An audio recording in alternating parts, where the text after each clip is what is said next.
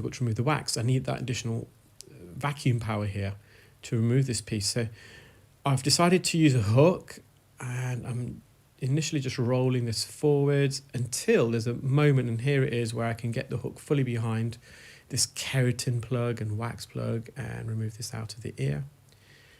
And when we re-enter the ear, you'll see this patient's ear is very narrow here, then it widens, it protrudes outwards.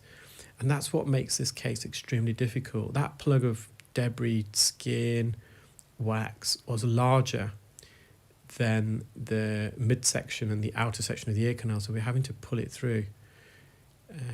Just going back in, just going to mop up some of this dead skin. The patient did experience some vertigo. They haven't in the past. They've been coming for several years, but especially in their left ear. So if you stay tuned, I actually performed the procedure in the left ear first when the patient attended, because that was their worst ear. But for the purposes of this particular video, I've decided to show you the right ear first, because the left ear is a lot longer in duration, and I don't want to bore some of you with it. If you might find it a bit too long. So some of you, I'm sure, will enjoy the entire video.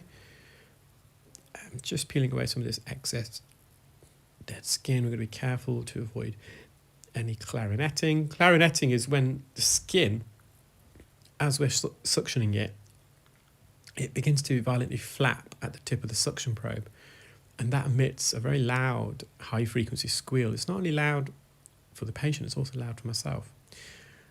Whilst you're watching this, it's just a quick request, if anything. So at present, the request goes out to any of my existing clients. I feel that's the best way.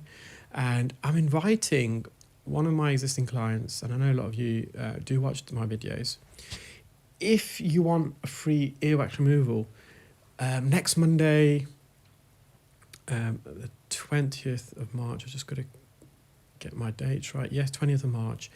I'm having the ITV News Central, it's a news program, visit the clinic. They want to talk to me about earwax and the current position of earwax removal in the UK currently.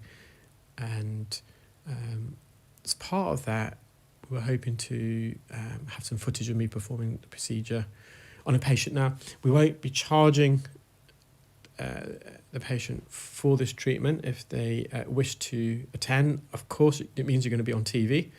So do have a think, and if you are interested, do give us a call or give us an email. If you want to advise existing clients, you know our number, and you know how to contact us. If it transpires that I'm not able to get an existing client, then I will open up the request to new patients who wish to be treated. But and for the existing client, I'm more than happy to visit the clinic first, just so I can examine the ear, just to make sure there is earwax, or if you are able to visit your GP nurse prior to attending, that'd be great.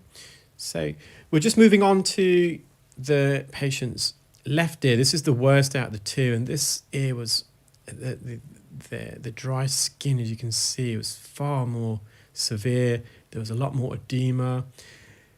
The main issue with this particular ear, especially when you compare it to the right ear, is that this debris is a lot softer, it's more mushier, it's got this mashed potato type of consistency, which is the worst type, really is. It's so difficult to remove. And it's actually also impacted on the eardrum. So I found this extremely challenging, as I always do. When this particular patient books in, I